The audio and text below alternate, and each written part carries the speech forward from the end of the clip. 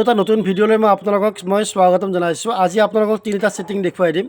এই তিনিটা ছেটিং যদি আপোনালোকে চেক কৰিব শিকে তেতিয়াহ'লে আপোনালোকে ডক্টৰৰ চেম্বাৰে ঘূৰি ফুৰা কোনো ধৰণৰ প্ৰয়োজন নাথাকে। এই তিনিটা ছেটিং আপোনালোকে একদম মুখস্থ কৰি ৰাখিব আৰু ডেইলি আপোনালোকে এই তিনিটা ছেটিং চাব। যদি এই তিনিটা ছেটিং আপোনালোকৰ ঠিক ঠাক আছে তেতিয়াহ'লে আপোনালোকৰ পেজটোও ঠিক আছে। বলক মই দেখুৱাই দিছোঁ আপোনালোকক স্ক্ৰীন ৰেকৰ্ডৰ মাধ্যমত আপোনালোকে চেক কৰি চাব আৰু মুখস্থ কৰি ৰাখিব। আৰু ভিডিঅ'টো যদি ভাল লাগিছে নতুন সকলৰ মাজত শ্বেয়াৰ কৰি দিব। বলক মই তিনিটা ছেটিং দেখুৱাই দিছোঁ, চেক কৰি চাব আপোনালোকৰ অন আছে নে নাই। আৰু যদি নাই তেতিয়াহ'লে আপোনালোকে কেনেকৈ ছাপৰ্টত গৈ কিনে আপোনালোকে ঠিক কৰি ল'ব সেইটোও দেখুৱাই দিম বাৰু। আৰু লগতে যদি ঠিক আছে তেতিয়াহ'লে ডক্টৰৰ চেম্বাৰে ঘূৰি ফুৰা কোনো ধৰণৰ প্ৰয়োজন নাই, আপোনালোকে কাম কৰি গৈ থাকিব পাৰিব। প্ৰথমতে মই প্ৰফেশ্যনেল ডেছবৰ্ডটো অ'পেন কৰি দেখুৱাম। মই প্ৰফাইল ফটোখনৰ পৰা ক্লিক কৰিম। প্ৰফাইল ফটোখনে ক্লিক কৰাৰ পিছত ইয়াতে ডেছবৰ্ড বুলি শ্ব' কৰিব। যিসকলৰ এনেকুৱাকৈ ডেছবৰ্ড বুলি শ্ব' কৰা নাই তেওঁলোকে প্লে ষ্ট'ৰত গৈ কিনে নিজৰ এপ্লিকেশ্যনটো আপডেট দিব, তেতিয়াহ'লে এনেকুৱাকৈ ডেছবৰ্ড বুলি শ্ব' কৰিব। তাৰপিছত মই দেখুৱাম ৰীল। ইয়াতে আপুনি ৰীল অপশ্যনটো দেখাব, ৰীলত ক্লিক কৰিব। ৰীলত ক্লিক কৰাৰ পিছত আপোনালোকে নিড ৰিভিউ ইয়াতে যাব। নিড ৰিভিউত যোৱাৰ পিছত ন' মিউট ৰীল দেখুৱাই আছেনে চাব। যদি এনেকুৱাকৈ দেখুৱাইছে তেতিয়াহ'লে ঠিক আছে। ইয়াৰ পিছত মই বেক হৈ আহিলোঁ। বেক হৈ আপুনি ডেছবৰ্ডৰ ভিতৰত ক্লিক কৰিব। ভিতৰত ক্লিক কৰাৰ পিছত ইয়াতে আপোনাৰ নিজৰ নাম দেখা পাব। নামটো দেখাৰ পিছত আপোনালোকৰ এই তিনিটা বস্তু সদায় এক্টিভ থাকিব লাগিব।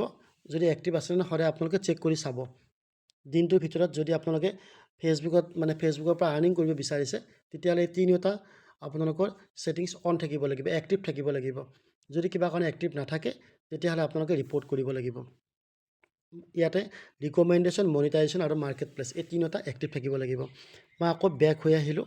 বেক হৈ আকৌ এটা বস্তু দেখুৱাই দিছোঁ মই।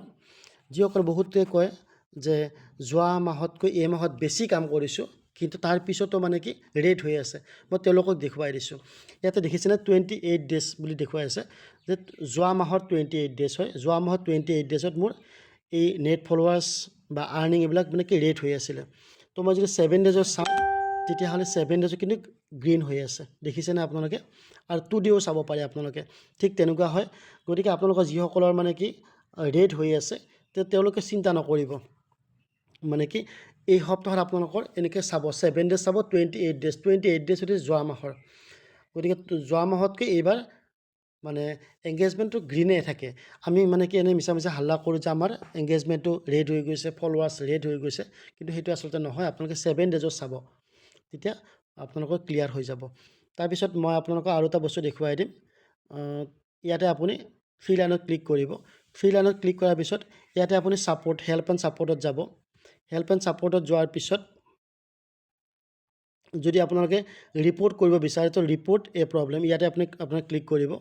তাৰপিছত আপোনালোকে দেখা পাব কণ্টিনিউ টু ৰিপৰ্ট, ইয়াতে আপুনি ক্লিক কৰিব পাৰে। ইয়াতে ক্লিক কৰাৰ পিছত আপোনালোকে ইয়াৰ পৰা ৰিপৰ্টটো কৰিব পাৰে। আপোনালোকৰ ভাষাত লিখক, ফেচবুকে নিশ্চয় বুজি পাব বাৰু।